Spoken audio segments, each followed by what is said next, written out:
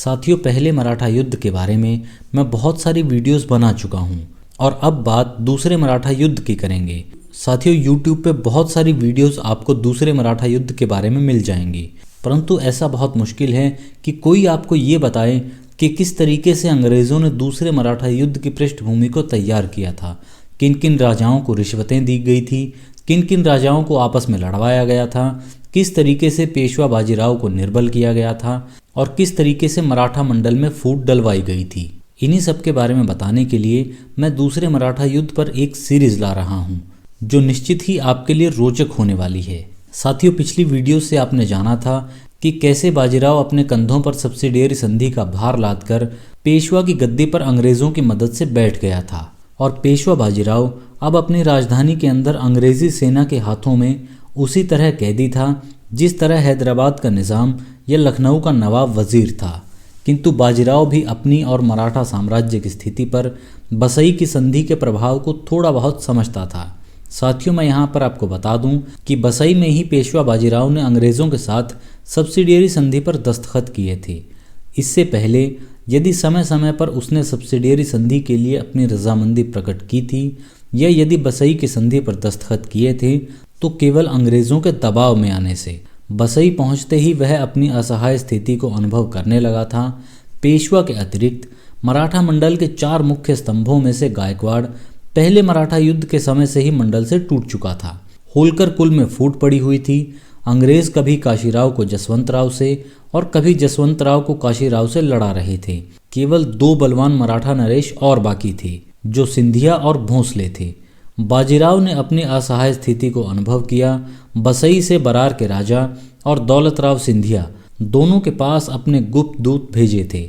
उनसे यह प्रार्थना की थी कि आप मुझे फिर से पूना की गद्दी पर बैठाने में मदद दीजिए और साथ ही यह इच्छा प्रकट की थी कि किस तरह इन दोनों की मदद से दौलतराव सिंधिया, जसवंतराव होलकर और बाजीराव तीनों के आपसी झगड़े तय हो जाएं और इन तीनों के प्रयत्नों से मराठा साम्राज्य में फिर से ऐक्य, बल और जीवन नजर आने लगे। साथियों, मराठा मंडल में 5 सदस्य थे जिनमें से गायकवाड़, भोंसले, होलकर, सिंधिया और पेशवा थे और इन 5 मुख्य सदस्यों में आरंभ से यह परस्पर प्रतिज्ञाएं हो चुकी थी कि विपत्ति के समय वे सदा एक दूसरे की मदद करेंगे और बिना 5 में सलाह हुए किसी दूसरी शक्ति के साथ किसी तरह की संधि या समझौता नहीं करेंगे। विशेषकर दौलतराव सिंधिया और पेशवा बाजीराव इन दोनों में अत्यंत घनिष्ठ संबंध रह चुके थे। बाजीराव के लिए यह आवश्यक था कि सिंधिया और भोंसले दोनों से सलाह किए बिना बसई की संधि पर हस्ताक्षर नहीं करता।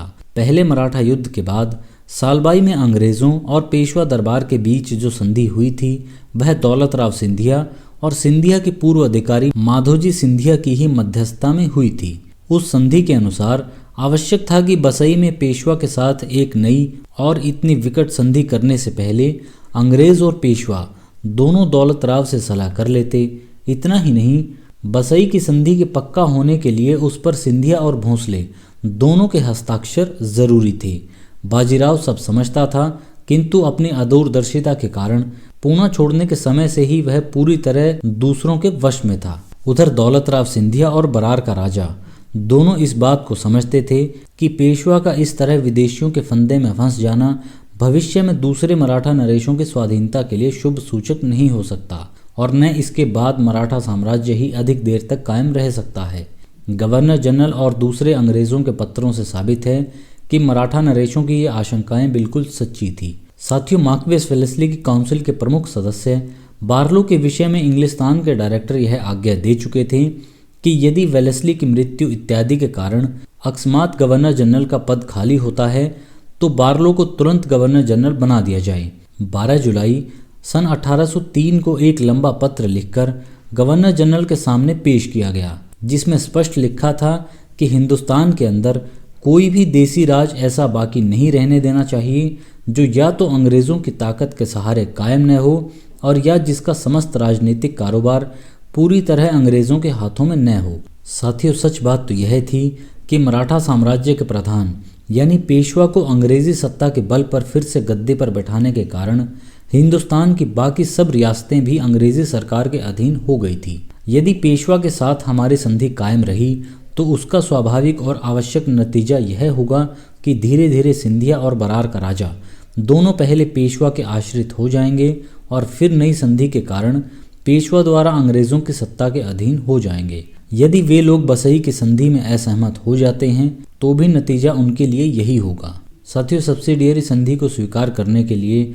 दौलत राव सिंधिया किसी भी कीमत पर तैयार नहीं था, क्योंकि उसे पता था कि सब्सिडियरी संधि पर दस्तखत करने के बाद निज़ाम की हालत क्या हो गई थी और बाकी देश के तमाम नरेशों की हालत क्या हो गई थी। साथियों, इसके बाद की घटना की चर्चा हम अगली वीडियो में करेंगे। फिलहाल इस वीडियो में सिर्फ इतना ही। आपसे फिर मुलाकात होगी। नमस्कार।